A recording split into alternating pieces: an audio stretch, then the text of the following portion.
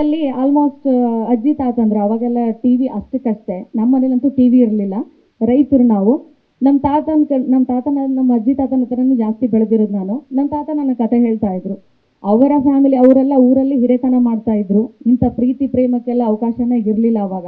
ಯಾರಾದರೂ ಆ ಥರ ಮಾಡ್ತಾರಂತ ಗೊತ್ತಾದರೆ ಮಾನ ಮರ್ಯಾದೆ ಸಲುವಾಗಿ ಹುಡುಗ ಹುಡುಗಿನ ಯಾರನ್ನೋ ಒಂದು ಸಾಯಿಸಿ ಒಟ್ಟಿನಲ್ಲಿ ಅದನ್ನು ಅವ್ರ ಮರ್ಯಾದೆ ಉಳಿಸ್ಕೊಳ್ಳುವಂಥ ಪರಿಸ್ಥಿತಿ ಇತ್ತು ಆವಾಗ. ಸೊ ಹಾಗಾಗಿ ಅದು ಎಮೋಷ್ನಲ್ ಟಚ್ ಆಯಿತು ನನಗೆ. ಸುಮ್ಮನೆ ಅವ್ರವ್ರು ಮಾತಾಡ್ತಿದ್ರು, ನಾನು ಯಾವಾಗಲೂ ಅವ್ರ ಹತ್ರನೇ ಕೂತ್ಕೋತಿದ್ದೆ. ನ್ಯಾಯ ಮಾಡೋಕೆ ಹೋದಾಗೂ ಅವ್ರ ಹತ್ರನೇ ಇರ್ತಿದ್ದೆ ಚಿಕ್ಕವಳವಾಗ. ಆಮೇಲೆ ನನಗೆ ಅದು ಇಷ್ಟ ಆಯಿತು. ಅದು ಆಗಿದ್ದನ್ನು ನನ್ನ ಹೃದಯಕ್ಕೆ ತಟ್ಟಿದ್ದನ್ನು ಸುಮ್ಮನೆ ಬರೆದಿಟ್ಕೊಂಡಿದ್ದೆ.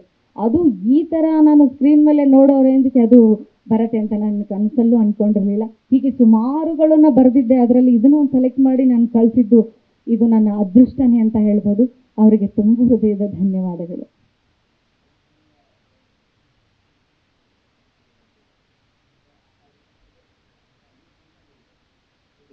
ಸಿನಿಮಾ ಎಲ್ಲಿದೆ? ಇನ್ನೂ ಇಲ್ಲ. ದಯವಿಟ್ಟು ಅವ್ರ ಕತೆ ಕೊಟ್ಟಿದ್ದು ನಾವು ಲೈನ್ ತೊಗೊಂಡು ಸಿನಿಮಾಗೆ ಏನು ಬೇಕು ಮಾಡಿ. ಅವ್ರಿಗಿನ್ನೂ ಯಾರಿಗೂ ಸಿನಿಮಾ ತೋರಿಸಿಲ್ಲ. ಫಸ್ಟ್ ಟೈಮ್ ಅವ್ರನ್ನ ಟ್ರೈಲರ್ ತೋರಿಸಿ ಟಿವಿ ನೋಡ್ಕೊಂಡು ಏನೂ ನೋಡಿಲ್ಲ. ಇವತ್ತೇ ಫಸ್ಟ್ ಟೈಮ್ ಕರ್ತೀವಿ. Thank you.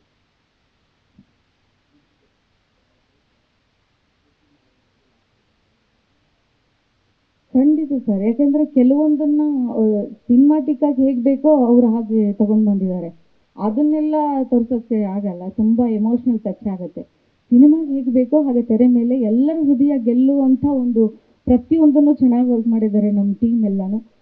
ತುಂಬ ಚೆನ್ನಾಗಿ ಬಂದಿದೆ, ಚೆನ್ನಾಗಿ ಬರುತ್ತೆ, ಎಲ್ಲರ ಹೃದಯ ಗೆಲ್ಲುತ್ತೆ ಅನ್ನೋ ಭರವಸೆ ನನಗಿದೆ. ಇಲ್ಲ ಸರ್, ಇದು ರಿಯಲ್ ಆಗೇ ನಡೆದಿರೋದು. ಸುಮಾರು ಇಂಥವು ನಡೆದಿದ್ದು, ಬೇರೆ ಬೇರೆ ವೆರೈಟಿ ಆಗಿದ್ವು. ಬಟ್ ಇದೊಂದು ಚೂರು ಎಮೋಷ್ನಲ್, ಒಂದು ಪ್ರೀತ ಹೃದಯಗಳನ್ನ ದೂರ ಮಾಡೋ ಎಮೋಷ್ನಲ್ ಇದೆಯಲ್ಲ, ಅವಾಗ ನಮಗೆ ಅದು ಅರ್ಥ ಆಗದೆ ಇರ್ಬೋದು. ಬಟ್ ನಾವು ಈಗ ಅದನ್ನು ಅನುಭವಿಸಿದಾಗ, ಇಲ್ಲಿ ನೋಡಿದಾಗ ನನಗೆ ಅಯ್ಯೋ ಈ ಥರನೂ ನೋವು ಆಗಿತ್ತಾ ಅವ್ರಿಗೆ ಅಂತ ಅನಿಸುತ್ತೆ. ಸೊ ಅದು ಸುಮ್ಮನೆ ಅವಾಗ ಹಾಬಿಗೆ ಬರ್ದಿದ್ನೋ ಅಥವಾ ಅದೊಂದು ಎಮೋಷ್ನಲ್ ನನಗೆ ಅಯ್ಯೋ ಪಾಪ ಹಿಂಗೆ ಆಗಬಾರ್ದಾಗಿತ್ತು ಅಂತ ಬರ್ದಿದ್ನೋ ಗೊತ್ತಿಲ್ಲ. ಬಟ್ ಅದು ಈ ಥರ ಸಿನಿಮಾ ಬರ್ತಾ ಇದೆ ಅಂದರೆ ನನಗೆ ತುಂಬ ಖುಷಿ ಆಗ್ತಿದೆ. ಥ್ಯಾಂಕ್ ಯು ಸಿಂಧೇಶ್ವರೇ, ನಿಮ್ಮ ಒಳ್ಳೆ ಕತೆ ಕೊಟ್ಟಿದ್ದೀರ. ನಿಮಗೆ ಖುಷಿ ಆಯ್ತದೆ ನಮ್ಮೂರ ಕತೆ, ನಮ್ಮ ಕತೆ ಹೆಂಗಿದೆ ಅಂತ. ಉತ್ತರ ಕರ್ನಾಟಕದ ಕಡೆ ಯಾವ ಊರಮ್ಮ? ಬೆಳಗಾವಿ ಜಿಲ್ಲೆ ಅಥಣಿಯಿಂದ ಬಂದಿದ್ದ ಕತೆ ಆಯಿತು. Thank you. ಕೂತ್ಕೊಂಡಿದ್ದೇವೆ. ಈ ಸಿನಿಮಾನ ನಮ್ಮ ನಿರ್ದೇಶಕರಿಗೆ ನಾನು ಫಸ್ಟ್ ಥ್ಯಾಂಕ್ಸ್ ಹೇಳಬೇಕು. ಅಚ್ಚುಕಟ್ಟಾಗಿ ಸಿನಿಮಾನ ಎಷ್ಟು ಅದ್ಭುತ ಆಗ್ತದೆ, ಗ್ರೇಟ್. ತುಂಬ ಚೆನ್ನಾಗಿ ಮಾಡಿಕೊಟ್ಟಾರೆ. ತುಂಬ thank you sir. V K Prakash is very good director.